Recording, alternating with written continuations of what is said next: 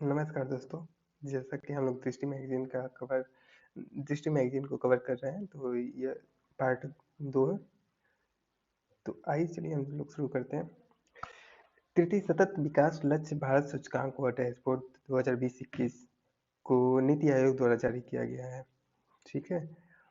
और इस रिपोर्ट को एसडीजी भारत सूचकांक और dashboard 2020-21 partnership in core decade of action शीर्षक से जारी किया गया है।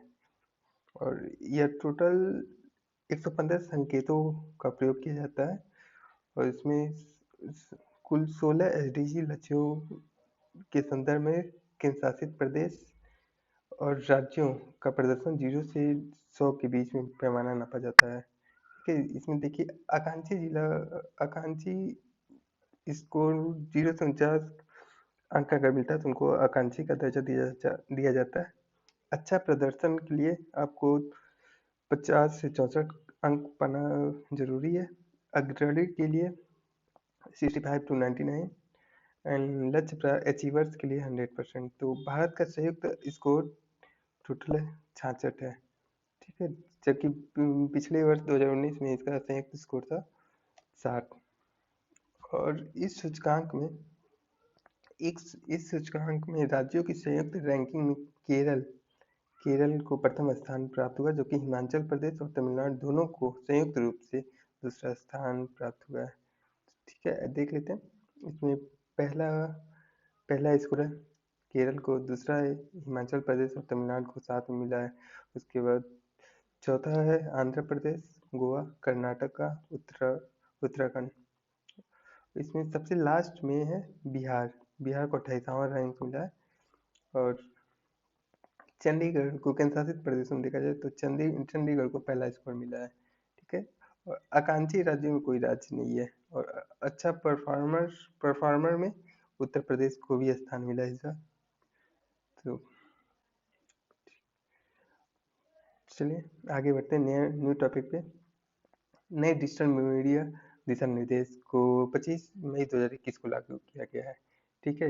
इस पे व्हाट्सएप, यूट्यूब, फेसबुक, इंस्टाग्राम और ट्विटर आदि मध्यवर्तियों के लिए आचार संहिता का प्रावधान किया गया है, ठीक, और कुछ नहीं है। आइए नेक्स्ट टॉपिक पे। विधानसभा चुनाव 2020-21। तो वर्ष 1951 में हुए देश के पहले आम चुनाव के साथ साथ देश के सभी विधानसभाओं में भी चुनाव आयोजित हुए थे, ठीक है। ये पहली बार ऐसा था कि उसके बाद कभी ऐसा नहीं हुआ है। वर्ष 2021 के अप्रैल मई माह में 4 राज्यों में केरल, पश्चिम बंगाल, असम, तमिलनाडु और एक केंद्र शासित प्रदेश पुदुचेरी में चुनाव संपन्न कराए गए थे। तो आइए देख लेते हैं। पश्चिम बंगाल विधानसभा चुनाव में टोटल 8 चरणों में चुनाव कराए गए थे, ठीक है। और पश्चिम बंगाल में वेस्ट बंगाल में टोटल 292 विधानसभा सीट है। विधानसभा सीटों की मतगणना हुई थी, टोटल इसमें विधानसभा सीट है 294, ठीक है। और सबसे बड़ी पार्टी तृणमूल कांग्रेस बन के आई है और दूसरे नंबर पर भारतीय जनता पार्टी थी। और फिर आते हैं ममता बनर्जी तीसरी बार लगातार मुख्यमंत्री बनी है। और वह नंदीग्राम विधानसभा से चुनाव लड़ी थी, जो हार गई हैं। उसके बाद दोबारा भवानीपुर से लड़ी हैं और इस बार उनको भी जीत चुकी हैं। तमिलनाडु विधानसभा चुनाव में टोटल 234 सीटों पे प्रत्याशी चुनाव लड़े हैं। मतलब इसमें विधानसभा सीट टोटल कितनी है? 243, ये याद रखने की जरूरत है। और इसमें सबसे बड़ी पार्टी डीएमके बन के उभरी है, ठीक है। उसके बाद देखिए वहाँ के तमिलनाडु के डीएमके के नेता स्टालिन है, एम के स्टालिन। और केरल विधानसभा में टोटल 140 विधानसभा सीटों पे चुनाव हुए हैं, ठीक है। और यहाँ के मुख्यमंत्री है पिनराई विजयन, केरल के मुख्यमंत्री पिनराई विजयन, ठीक है। पहली बार किसी मुख्यमंत्री ने, मतलब केरल में पहली बार किसी मुख्यमंत्री ने दूसरी कार्यकाल हेतु शपथ लिया है। आज तक ऐसा नहीं हुआ था। असम विधानसभा चुनाव में टोटल 126 कितना 126 विधानसभा सीटें हैं, ठीक है। और असम के 15वें मुख्यमंत्री के रूप में हेमंत बिस्वा शर्मा ने शपथ लिया है। पुदुचेरी विधानसभा की बात करते हैं तो पुदुचेरी विधानसभा में टोटल 30 विधानसभा सीटों पे चुनाव कराए गए हैं और यहाँ पे ने एन रंगास्वामी ने नए मुख्यमंत्री के रूप में शपथ ली है। और नेक्स्ट टॉपिक पे आते हैं, ताप विद्युत संयंत्रों में बायोमास के प्रयोग पर राष्ट्रीय मिशन।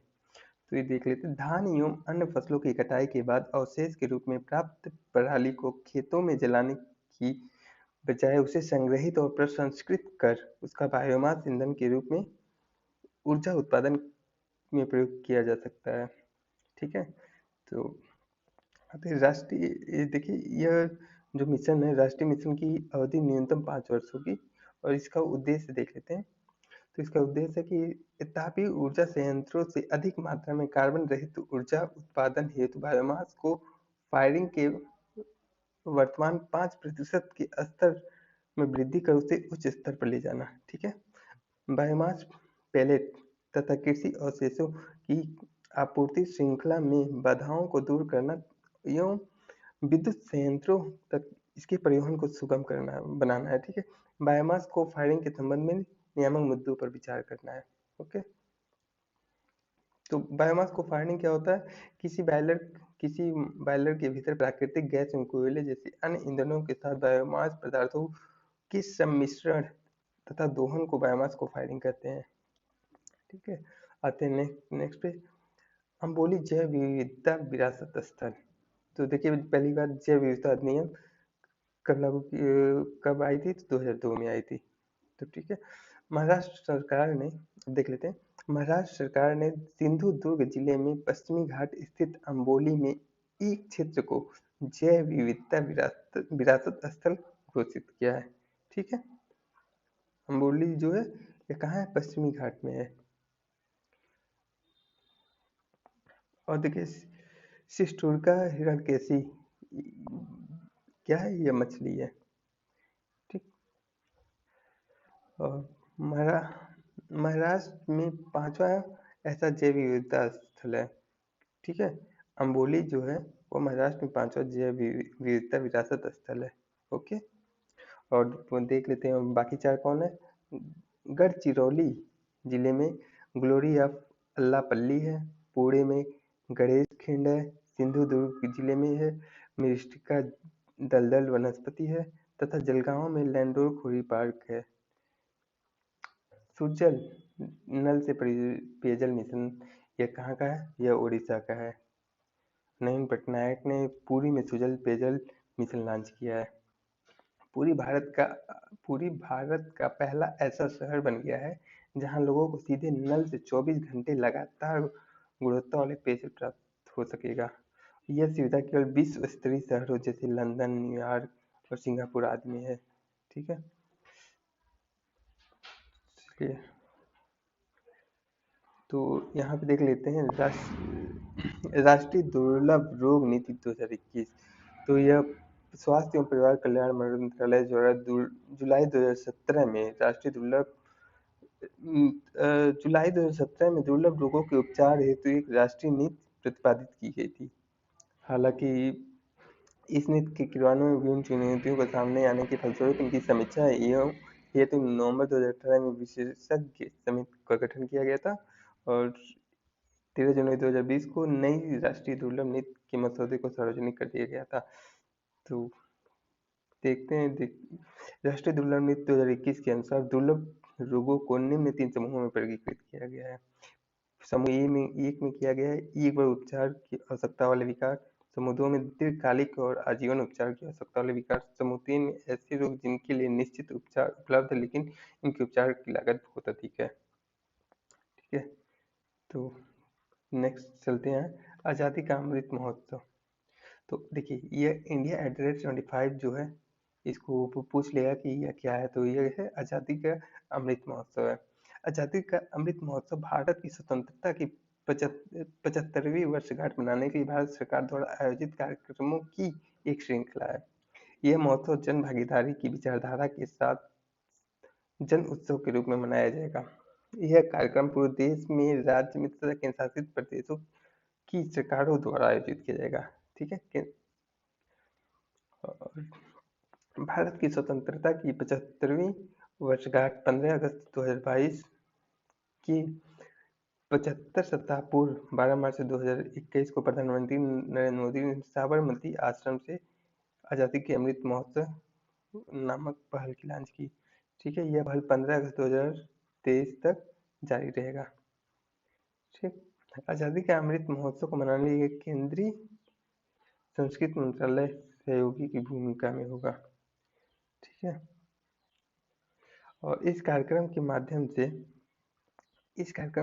से विश्व के सामने 75 वर्षों की उपलब्धि का प्रदर्शन करना और अगले 25 वर्षों के लिए देश के संकल्प की रूपरेखा तैयार करना है। ओके, भारत की स्वतंत्रता की 75वीं वर्षगांठ के उत्सव को निम्न 5 स्तंभ है। पहला, स्वतंत्रता संग्राम।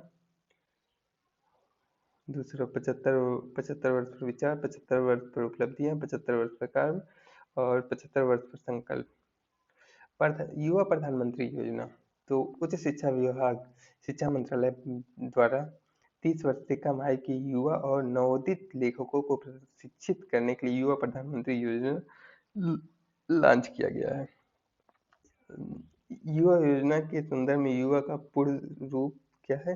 Young, upcoming and versatile authors है। ठीक है, तो युवा युवा युवा योजना इंडिया एड्रेस 25 परियोजना आज़ादी के अमृत महोत्सव का ही अंग है। ठीक है, चलिए यहाँ पे आते हैं। सघन मिशन इंद्रधनुष 3.0।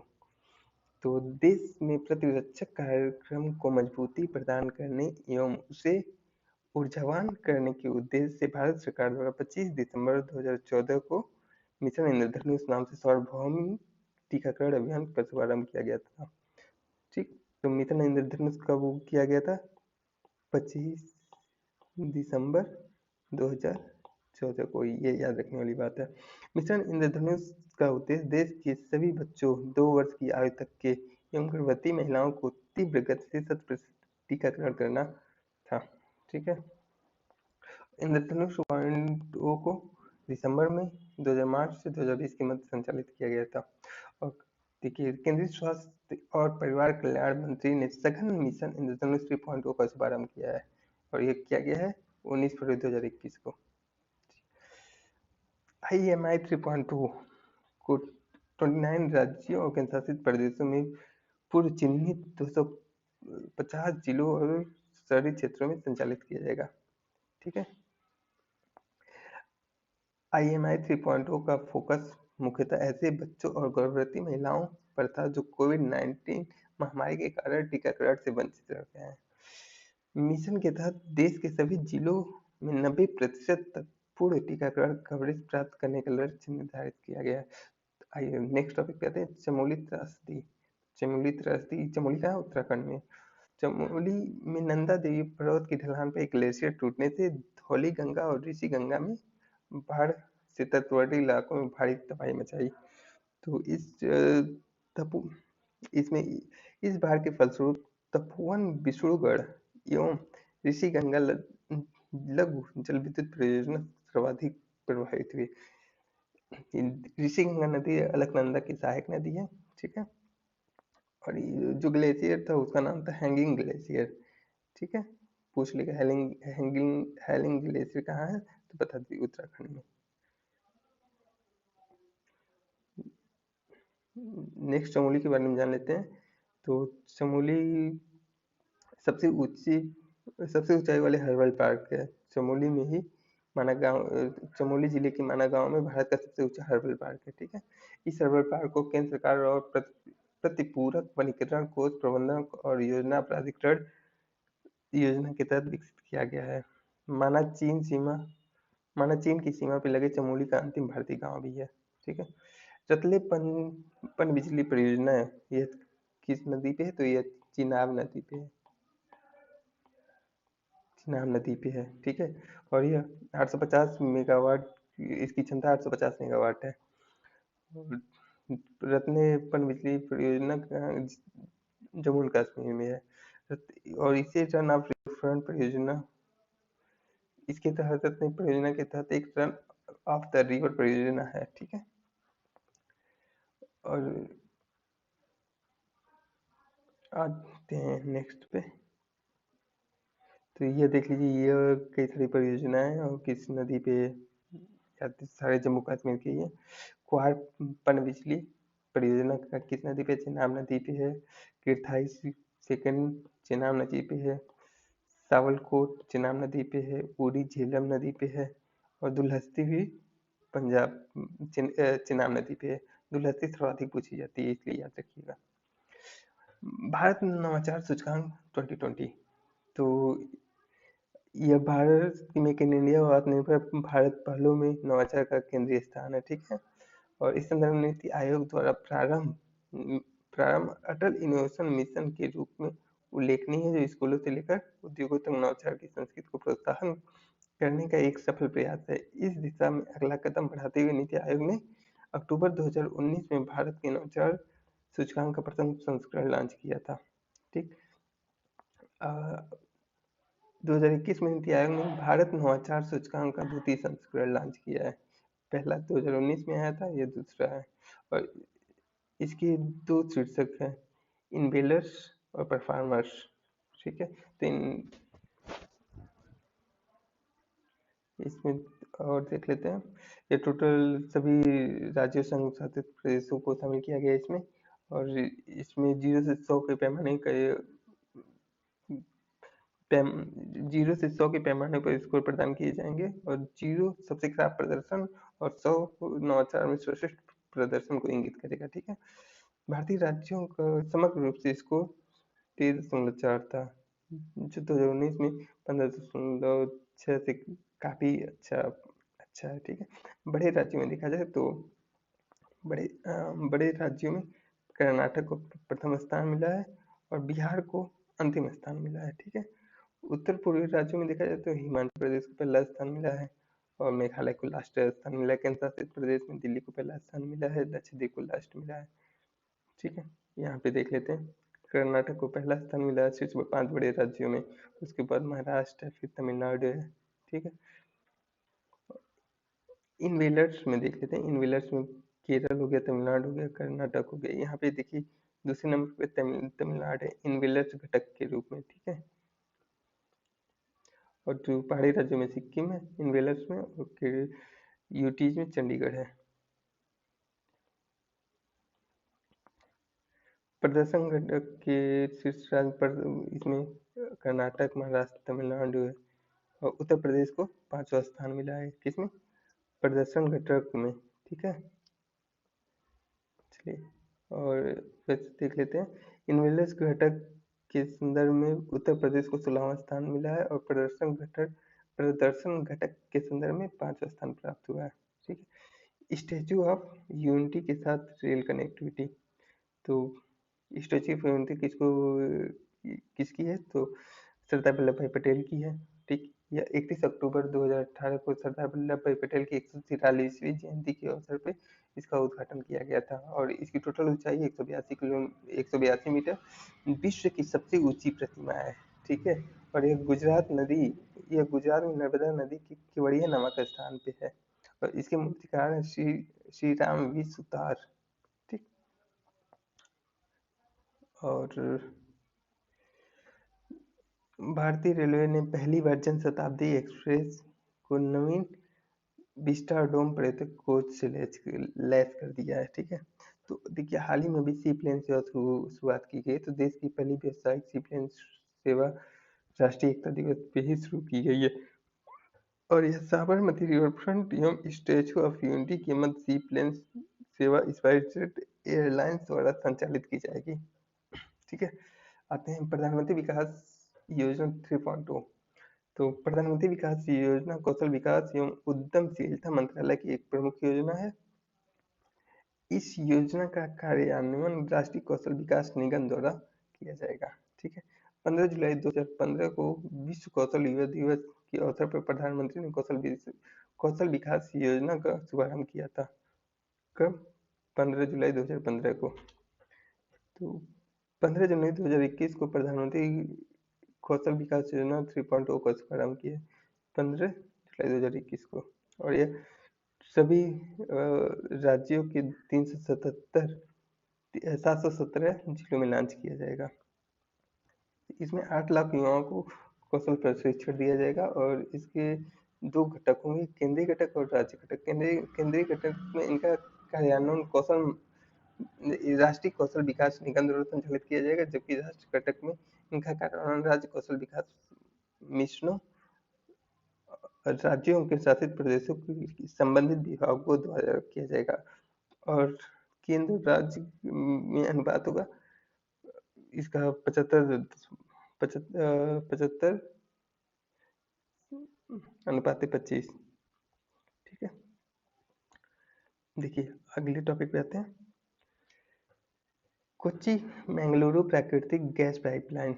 तो वर्ष 1987 में भारत की प्रथम अंतर्राष्ट्रीय राज्य प्राकृतिक गैस पाइपलाइन को गेल इंडिया लिमिटेड द्वारा राष्ट्र को समर्पित किया गया था। ये 1750 किलोमीटर लंबी हाजिरा विजयपुर जगदीशपुर पाइपलाइन है, जो हाजिरा गुजरात से गुजरात विजयपुर मध्य प्रदेश तथा जगदीशपुर उत्तर प्रदेश से होकर गुजरती है। तो ठीक है, और इसका कोच्चि बेंगलुरु प्राकृतिक गैस लाइन का निर्माण गेल इंडिया लिमिटेड द्वारा किया जा रहा है। ये टोटल 450 किलोमीटर की है। ठीक है, और इससे दक्षिण भारत के केरल और कर्नाटक राज्य लाभान्वित होंगे। एक और देख लेते हैं, रामनाथपुरम थूथुकुडी प्राकृतिक गैस पाइपलाइन। तो इसको इंडियन ऑयल कॉर्पोरेशन द्वारा किया जा रहा है। रामनाथपुरम थूथुकुडी प्राकृतिक गैस लाइन राष्ट्र को समर्पित कर दिया गया है। ठीक है, आते हैं दुगी दुर्गापुर प्राकृतिक गैस पाइपलाइन। तो इस दिन नरेंद्र मोदी ने हल्दिया पश्चिम बंगाल से डोभी गुजरात दुर्गापुर पश्चिम बंगाल प्राकृतिक गैस पाइपलाइन को राष्ट्र को समर्पित कर दिया। इसकी टोटल लंबाई 348 किलोमीटर पर।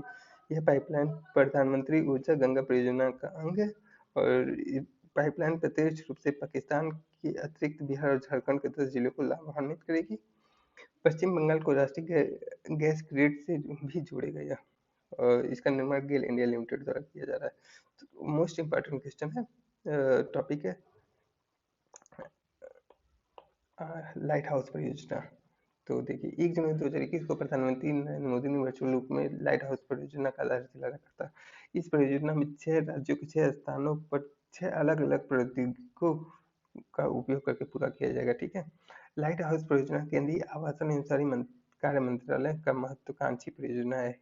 ये एक मॉडल आवासीय परियोजना है जिसके तहत किसी क्षेत्र की स्थानीय जलवायु परिस्थितियों को ध्यान में रखते हुए टिकाऊ और मजबूत भूकंप रोधी मकान बनाए जाएंगे।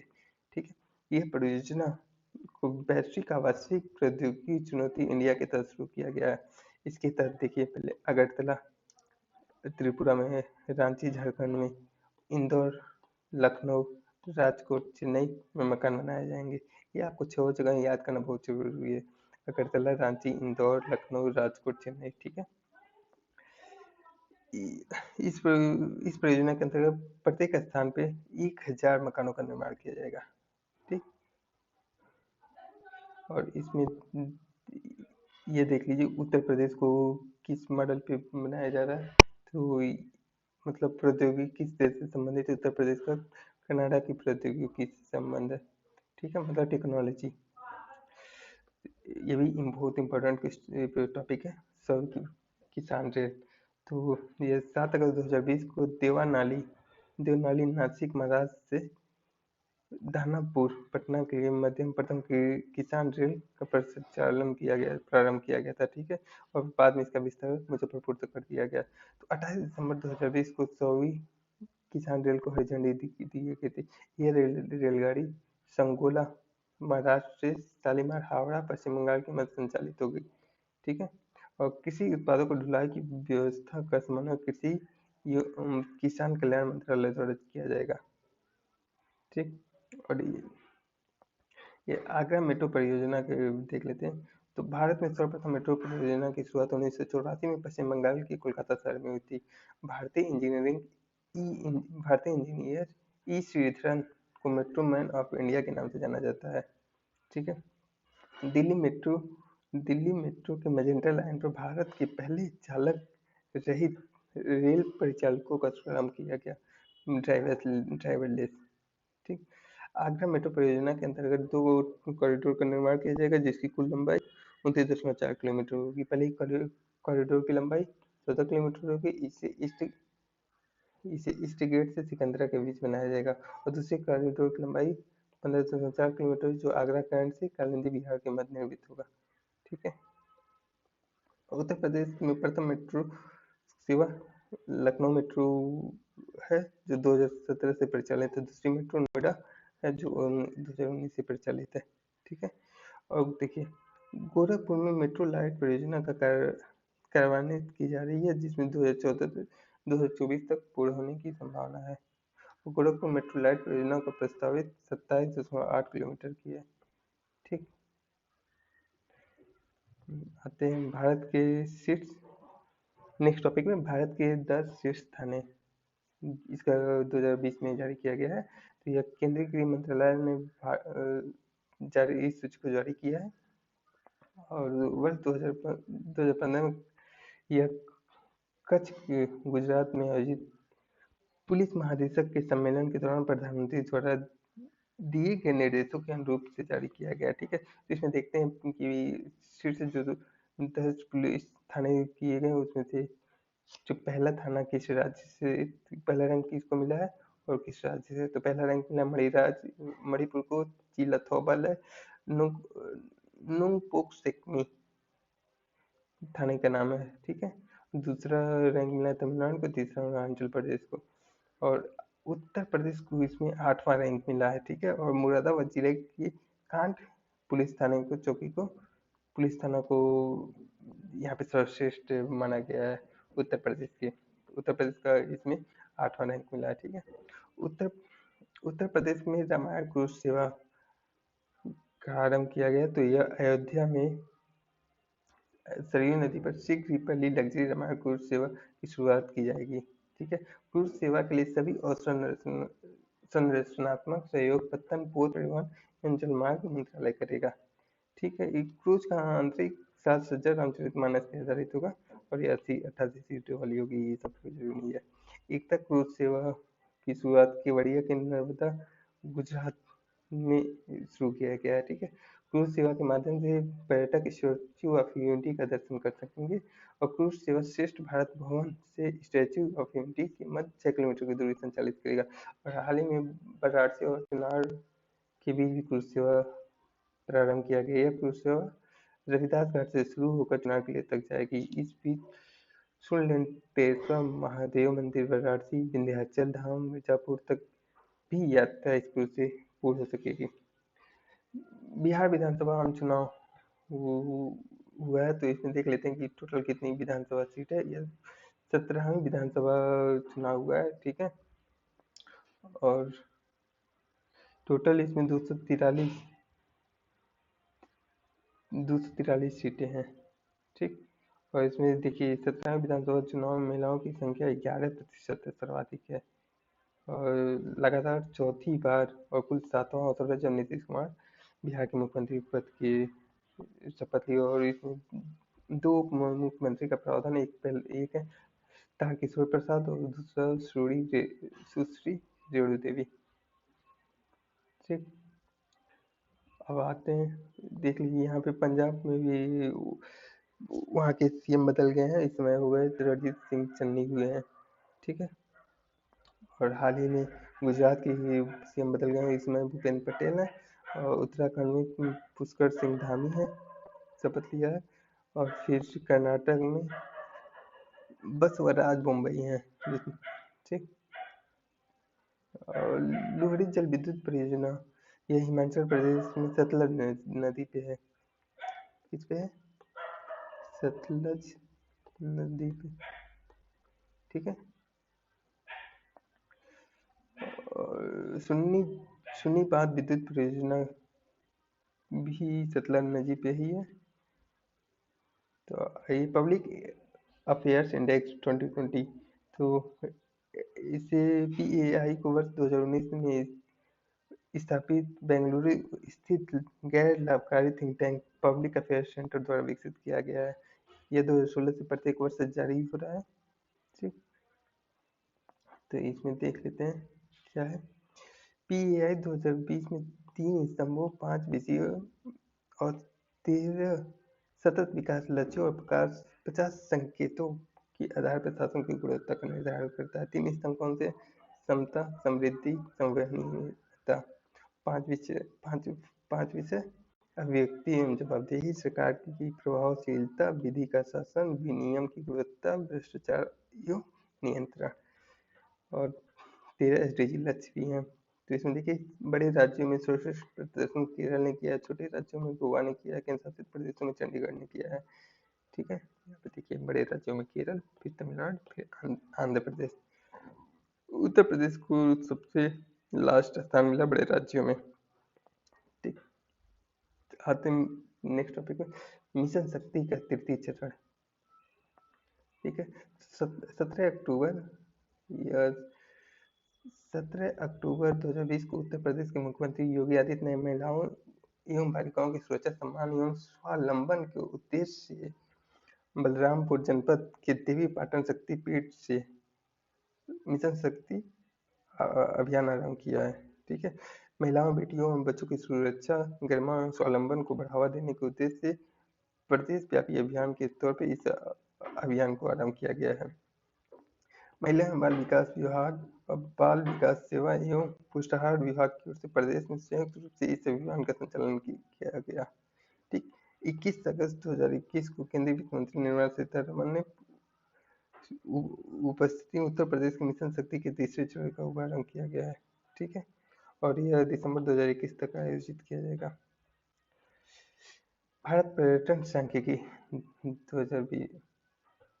ठीक, तो इसमें यह है कि 3 पिछले वर्ष की तुलना में 2019, इसमें देखिए यह कौन जारी करता है? पर्यटन मंत्रालय, भारत सरकार द्वारा भारत पर्यटन सांख्यिकी एक नजर नामक एक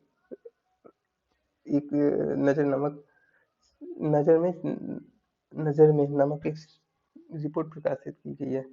ठीक है, और इसमें यह बताया गया 3% की वार्षिक वृद्धि दर को प्रदर्शित करता है पिछले वर्ष की तुलना में। तो इसमें यह देख लेते हैं कि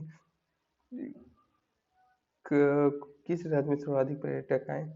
वैसे अंतर्राष्ट्रीय पर्यटकों के आगमन के मामले में संपूर्ण विश्व में भारत का 1.3% है और संपूर्ण विश्व में भारत का 23वां स्थान है। अंतर्राष्ट्रीय पर्यटन से प्राप्तियों के मामले में भारत को संपूर्ण 12वां स्थान प्राप्त है। प्राप्तियों मतलब की रेवेन्यू। ठीक, एशिया एवं प्रशांत क्षेत्र में अंतर्राष्ट्रीय पर्यटकों के आगमन में भारत को 8वां स्थान प्राप्त है, जबकि अंतर्राष्ट्रीय पर्यटन प्राप्तियों में 6वां स्थान प्राप्त है। ठीक है, सबसे ज़्यादा पर्यटक आते हैं बांग्लादेश से, फिर USA से, फिर UK से, फिर ऑस्ट्रेलिया से, फिर कनाडा से। ठीक है, और सबसे ज़्यादा लोग कहाँ आते हैं? तो सबसे ज़्यादा घरेलू पर्यटकों के आगमन के मामले में सबसे ज़्यादा उत्तर प्रदेश, फिर तमिलनाडु, फिर आंध्र प्रदेश, फिर कर्नाटक, फिर महाराष्ट्र। ठीक, जो जिला टर्नल के बारे में जान लेते हैं थोड़ा सा। तो 14.15 किलोमीटर लंबी यह टनल सुरंग राष्ट्रीय राजमार्ग नेशनल हाईवे 1 पर जोजिला दर्रे के नीचे निर्मित की गई है। ठीक है, यह सुरंग श्रीनगर को द्रास एवं कारगिल से होते हुए लेह को छोड़ेगी। तो श्रीनगर से लेह को यह छोड़ेगी। ठीक, टनल का निर्माण पूर्ण होने पर यह एशिया की सबसे लंबी द्विमार्गी टनल हो जाएगी। ठीक है, अटल टनल कहाँ है? तो रोहतांग दर्रे में है। ठीक, और फिर विश्व के सबसे लंबे सुरंगी राजमार्ग अटल टनल रोहतांग को राष्ट्र को समर्पित कर दिया गया है। इस टनल का पूरा नाम रोहतांग टनल था। ठीक, अटल टनल का निर्माण बिहार द्वारा किया गया है और यह 9.02 किलोमीटर लंबी है। यह हिमाचल प्रदेश के मनाली कुल्लू स्पीति घाट से जोड़ेगी। ये द्विलेन है, डबल लेन है। और फिर हिमालय के पीर पंजाल पर्वतमाला में अवस्थित दर्रे से गुजरेगी। ठीक है, यह टनल। तो डाटा शासन गुणवत्ता सूचकांक देख लेते हैं। 2 अक्टूबर 2020 को नीति आयोग के विकास, निगरानी और मूल्यांकन कार्यालय द्वारा डाटा शासन गुणवत्ता जारी किया गया। ठीक है, डाटा शासन गुणवत्ता का उद्देश्य विभिन्न मंत्रालयों और विभागों के बीच स्वस्थ प्रतिस्पर्धा को बढ़ावा देने के लिए उनकी डाटा तैयारी के स्तर का आकलन करता है। ठीक है, तो देख लेते हैं। डाटा शासन गुणवत्ता में सर्वाधिक स्कोर खाद्य प्रसंस्करण उद्योग मंत्रालय को हुआ है, शीर्ष स्थान इसी को प्राप्त हुआ है, जबकि आर्थिक कार्य विभाग को अंतिम स्थान प्राप्त हुआ है। ठीक है, इसमें Ambedkar social innovation and incubation mission, तो उच्च शिक्षण संस्थानों में अध्ययनरत अनुसूचित जाति के छात्रों के बीच नवाचार एवं उद्यम को बढ़ावा देने के उद्देश्य से भारत सरकार द्वारा Ambedkar social innovation and incubation mission को प्रारंभ किया गया। 30 सितंबर 2020 को अनुसूचित जाति के छात्रों एवं संयुक्त पूंजी कोष के तहत इस मिशन को का शुभारंभ किया गया है। तो ESIIM के उद्देश्य देख लेते हैं। दिव्यांगों को विशेष वरीयता के साथ अनुसूचित जाति के युवाओं के बीच उद्यमिता को बढ़ावा देना, विज्ञान एवं प्रौद्योगिकी विकास द्वारा स्थापित प्रौद्योगिकी बिजनेस इंक्यूबेटर के साथ तालमेल के माध्यम से 2024 तक 1000 अभिनव विचारों का समर्थन करना है। ठीक है, ये बहुत जरूरी नहीं है। इसमें देख लीजिए 4 वर्षों में लगभग 1000 अनुसूचित जाति के युवाओं की पहचान की जाएगी जिन्हें स्टार्टअप प्रारंभ करने का विचार होगा। अनुसूचित जाति के युवाओं को अपने स्टार्टअप से संबंधित विचार को वाणिज्यिक उद्यम में परिवर्तन करने के लिए इक्विटी फंडिंग के तहत 3 वर्ष में 30 लाख रुपए की आवंटित की जाएगी। जम्मू एवं कश्मीर जैव विविधता परिषद, तो इस परिषद के अध्यक्ष एक अध्यक्ष प्लस 10 सदस्य होंगे, टोटल 11 होंगे। ठीक है, इसमें 5 आधिकारिक सदस्य और 5 गैर आधिकारिक सदस्य होंगे।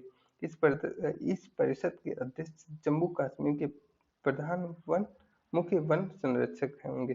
ठीक है, और गैर आधिकारिक सदस्यों का कार्यकाल 3 वर्ष होगा। और ये परिषद जैव विविधता अधिनियम 2002 और जैव विविधता नियम 2004 के प्रावधानों के अनुसार कार्य करेगी। ठीक है, तो जम्मू कश्मीर राजभाषा अधिनियम, तो इसके तहत देखिए इस नियम के तहत कश्मीरी, डोगरी, उर्दू, हिंदी एवं अंग्रेजी कुछ राजकीय प्रयोजनों के लिए प्रयुक्त की जाने वाली राजभाषा होंगी। संविधान के अनुच्छेद 347 में विशेष उपबंध के अनुसार संसद किसी राज्य में वहाँ की जनसंख्या के पर्याप्त भाग की मांग को देखते हुए किसी भाषा को राजभाषा बनाने के लिए विधेयक पारित कर सकती है। ठीक है, तो भारत प्रसन्नता रिपोर्ट, तो प्रोफेसर राजेश के पिल्लानिया द्वारा प्रथम भारत प्रसन्नता रिपोर्ट 2020 जारी की गई है। इसमें सभी राज्यों के शासित प्रदेशों को शामिल किया गया है। ठीक, देख लेते हैं। इसमें पहला रंग जो हासिल हुआ है प्रसन्नता रिपोर्ट में मिजोरम को हुआ है, दूसरा राजस्थान पंजाब को हुआ है। ठीक है, उत्तर प्रदेश को 10वां स्थान हासिल हुआ है। ठीक है, मिजोरम ने प्रथम स्थान प्राप्त किया, जबकि केंद्र शासित प्रदेश में अंडमान निकोबार ने प्रथम स्थान प्राप्त किया है। बड़े राज्यों में पंजाब, गुजरात और तेलंगाना है पहले, दूसरे, तीसरे स्थान पे। छोटे राज्यों में मिजोरम, सिक्किम और अरुणाचल प्रदेश है। उत्तर भारत में प्रसन्नता रैंकिंग शीर्ष राज्यों में पंजाब, उत्तर प्रदेश, हरियाणा है। ठीक है, समग्र रैंकिंग में छत्तीसगढ़ को अंतिम स्थान प्राप्त हुआ है। ठीक, तो मिशन कर्मयोगी के बारे में जान लेते हैं। मिशन कर्मयोगी का उद्देश्य भविष्य के लिए भारतीय लोक सेवकों को तैयार करना है, जिसके एक अधिक सृजनात्मक, रचनात्मक, कल्पनाशील, नवाचारी, अग्रसक्रिय, पेशेवर, प्रगतिशील, ऊर्जात्मक, पारदर्शी और प्रौद्योगिकी सक्षम बन सके। विशिष्ट भूमिका दक्षताओं से युक्त लोक सेवक उच्चतम गुणवत्ता की कुशल सेवा आपूर्ति को सुनिश्चित करने में समर्थ हो सकेंगे। यह 2 सितंबर 2020 को प्रधानमंत्री की अध्यक्षता में केंद्रीय मंत्रिमंडल ने मिशन कर्मयोगी राष्ट्रीय लोक सेवा क्षमता विकास कार्यक्रम को मंजूरी प्रदान की। मिशन कर्मयोगी लोक सेवा क्षमता के विकास के लिए एक नई राष्ट्रीय और संरचना है। इसमें 46 लाख केंद्रीय कर्मचारियों को आच्छादित करेंगे। ठीक है। मिशन कर्मयोगी की 6 स्तंभ है, बहुत इंपॉर्टेंट है इसको।